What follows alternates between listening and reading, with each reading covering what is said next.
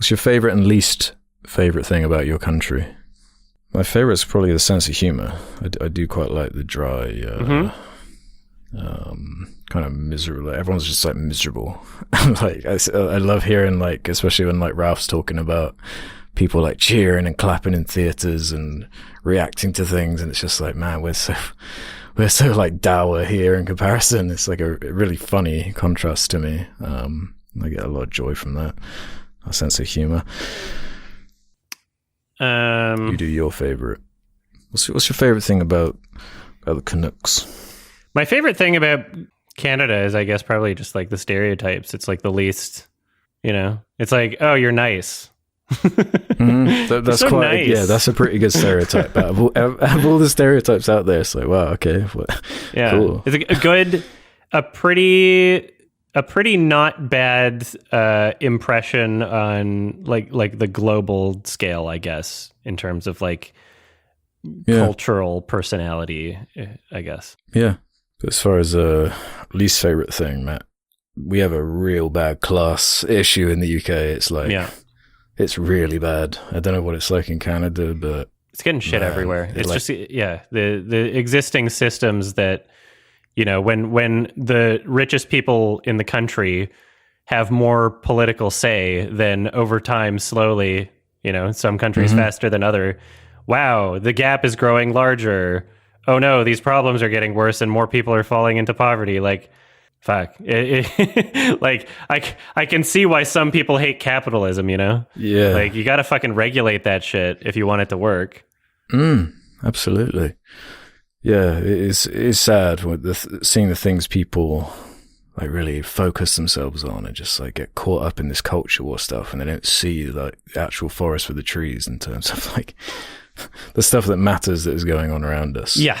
I think that the overwhelming majority of issues that people face could be perhaps not 100% solved, but made infinitely better by addressing wealth inequality. I think that would be like a huge first for, like most situations are like a byproduct of that, even when it comes to like, crime and like mental health. Like a lot of this shit is just stemmed from poverty, like murders. Like and a knock-on effect. Yeah. Yeah. Like now all these people I'm like visiting America right now, and just like this country, it just has such a fuck you got mine mentality. And that it exists. It's not the only country where this exists, but it's like a really like big mentality here, where it's just like, oh, well, you're on your own.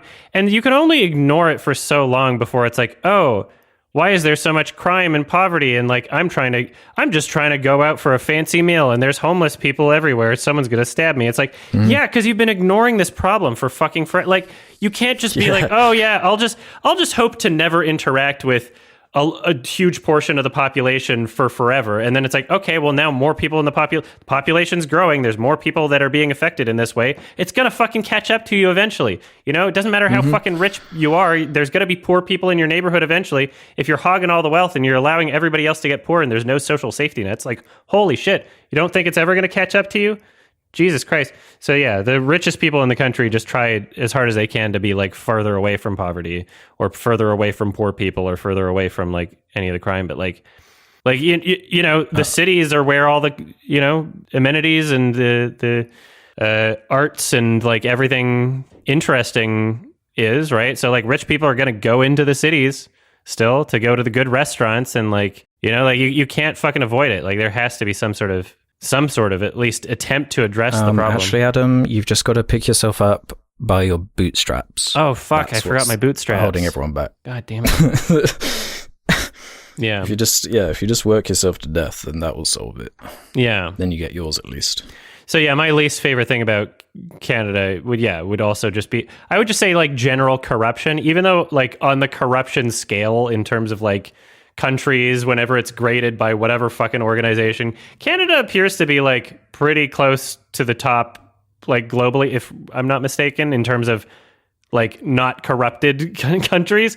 But it still fucking exists here, and it's still noticeable. It's still there, yeah. And it's like, yeah, like fuck you, Justin Trudeau. Like, do something about the telecom companies. We're being ripped off by them. Like, there's a oligopoly basically of like 3 companies that own internet and telephone provider that are just, they all adjust their prices at the same time, and we pay more globally per capita than like any other country, like for our wireless and our internet rates. And yeah, again, poverty, like that's a big fucking thing.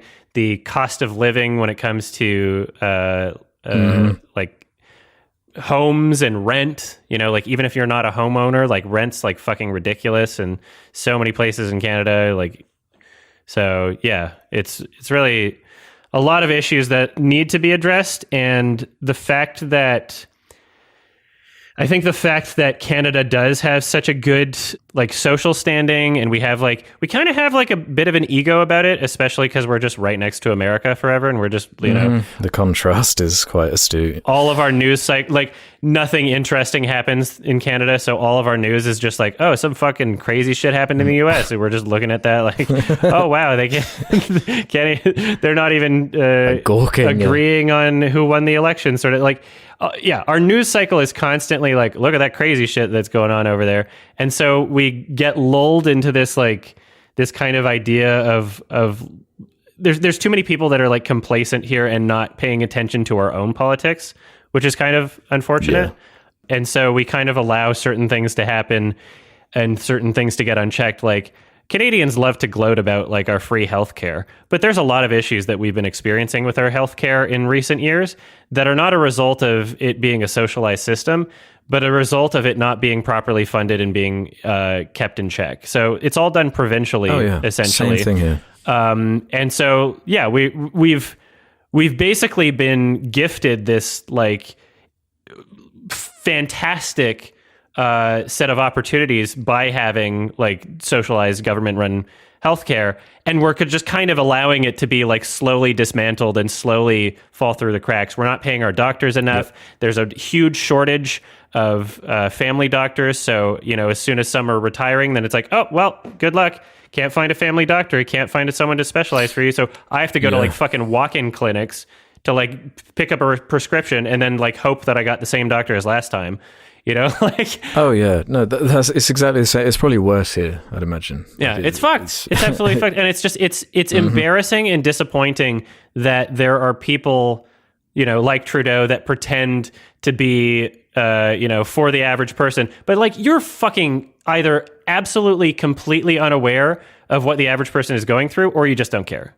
You're either so stupid and out of touch that you're not aware, or you are aware and you're an asshole. So yeah, like go fuck yourself. They're just dude. like they're different types of humans almost. Like I never voted for the guy, despite the blackface, which was super cool.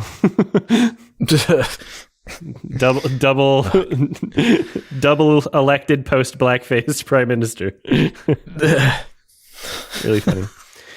But yeah, and yeah, another thing is just, you know, voting system. I wish it wasn't first past the post. I wish we had ranked choice voting in our federal elections. Proportional representation would be good. You know, I feel like a lot of issues would be solved if, you know, it was more democratic of a process and people weren't strategically voting because they were, you know, scared of another party getting in power. Blah blah blah blah blah. Like lesser of two evils sort of thing. Like you should be able to do ranked choice and vote for the party that you want. But yeah, just general. Wish things would be better from a governmental perspective, wish that politicians weren't as corrupt, and wish, you know, income inequality. It's all part of the same thing. It's just people in power are assholes that only care about their rich friends, and everybody voting is just like asleep at the wheel.